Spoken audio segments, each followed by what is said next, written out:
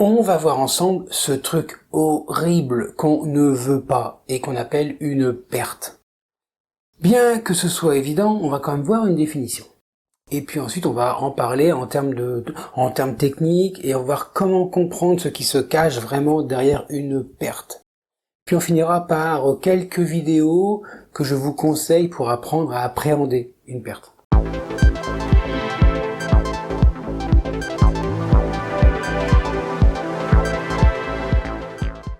Alors, comme dans toutes les vidéos liées au vocabulaire, on va parler de différents termes techniques comme les stop-loss, les émotions, la psychologie, le capital et puis divers autres mots qu'on utilise régulièrement dans le trading. Les explications sur ces mots, si vous les comprenez pas ou si vous voulez des détails, sont disponibles dans les liens qui se trouvent dans la description de cette vidéo. Une perte dans le trading pour un trader se produit lorsque le montant d'argent perdu sur une transaction dépasse le montant investi initial. En d'autres termes, c'est lorsque le prix de vente d'un actif est inférieur au prix d'achat, entraînant du coup une diminution de la valeur de la position et une perte financière pour le trader. Plus crûment, c'est quand on se plante. Voilà. Alors, je vous donne quelques points qui sont très importants à comprendre concernant les pertes dans le trading pour les traders. Pour commencer, on va parler d'évidence, il y a la perte en capital. Les pertes en capital se réfèrent à la différence entre le prix d'achat initial d'un actif et le prix de vente final, une fois la position clôturée évidemment. Si le prix de vente est inférieur au prix d'achat, la différence représente la perte en capital. C'est évident, mais c'est toujours bon de rappeler les évidences. Alors, comme vous le savez, dans le trading, les pertes font partie du trading. Personne, aucun trader au monde, je dis bien au monde, gagne à 100% du temps. Personne. Et pour cela, il faut avoir une gestion des risques. Une gestion appropriée des risques est essentielle pour limiter les pertes. Je ne veux pas dire les annuler, non, les limiter. Cela implique de définir des ordres stop-loss pour chaque transaction, ce qui permet de déterminer à l'avance le niveau de perte acceptable pour vous, pour le trader, et de sortir de la position si le prix atteint ce niveau. Il existe une vidéo qui est dédiée pour les stop-loss où on voit ensemble les différentes manières de les mettre en place.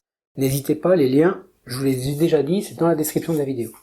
De très nombreuses vidéos sont en place sur YouTube et dans différents sites où on parle souvent d'argent, la perte financière en argent, les gains en argent. Mais ça n'a aucun rapport, faut surtout pas regarder ça.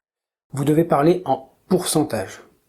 Les traders doivent surveiller les pertes en pourcentage et non pas en argent, qui mesure la proportion de la perte par rapport au capital investi. Par exemple, une perte de 5% sur un capital de trading de 1000 € correspond à une perte de 50 €. Je vous dis ça parce que c'est le pourcentage qui est important. Vous pouvez perdre, si un trader perd 5000 €, si pour lui c'est 1% de son capital, il aura perdu 1%. On s'en fout du prix quelque part. Parce que s'il a perdu 5000 €, avec 1%, c'est qu'il a un capital qui lui permet de perdre 5000 €. Ce qui n'est pas le cas de tous les traders. Je vous rappelle aussi qu'il faut être vraiment conscient que pour récupérer une perte de 5%, il ne faudra pas faire un gain de 5%. Donc le trader doit savoir que récupérer une perte sera forcément plus longue. Je m'explique. Vous avez 1000 €. Vous perdez 5%. Donc vous avez perdu 50 €. Il vous reste donc 950 €. 5% de 950 €, ça ne fera jamais 50 €. Vous devez aussi continuellement apprendre et ajuster votre trading. Les pertes font partie intégrante de l'apprentissage du trading. Les accepter, c'est la base. C'est la base. Les traders doivent vraiment comprendre que des pertes occasionnelles sont tout à fait normales et qu'elles offrent des opportunités d'apprentissage et d'amélioration.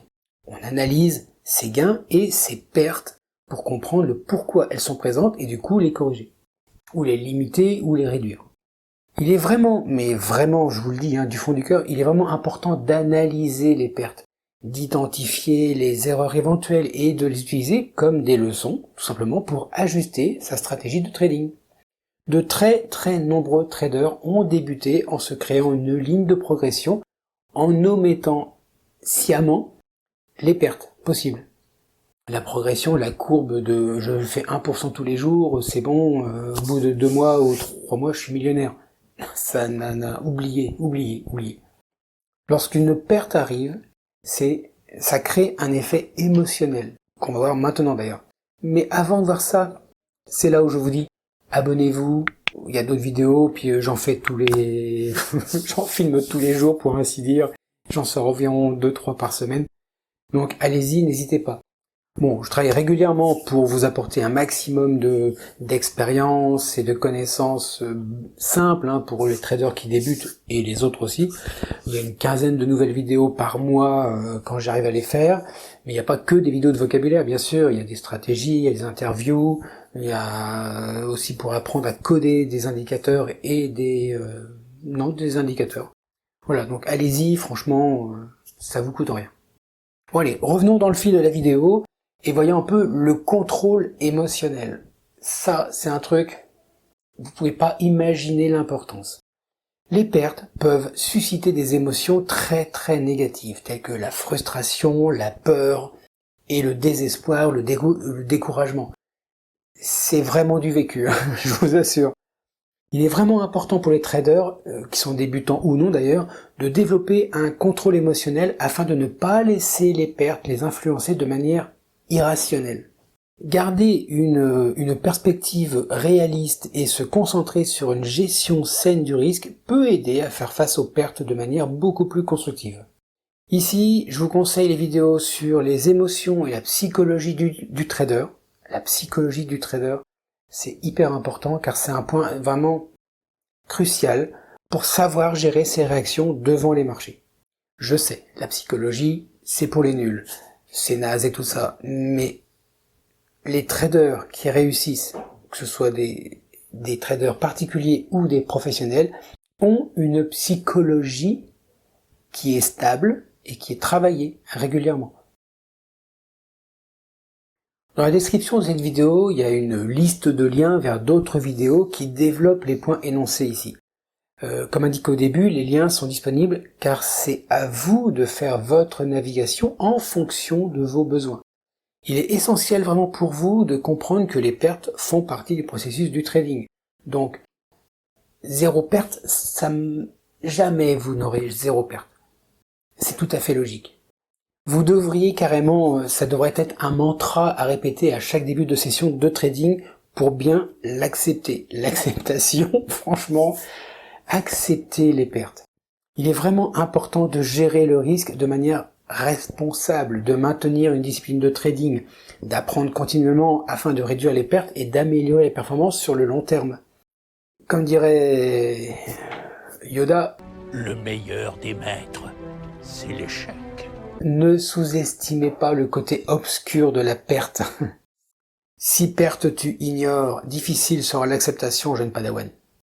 Allez, maintenant, bon trade je vous souhaite et attentif, tu dois sur les marchés, fourbes ils le sont.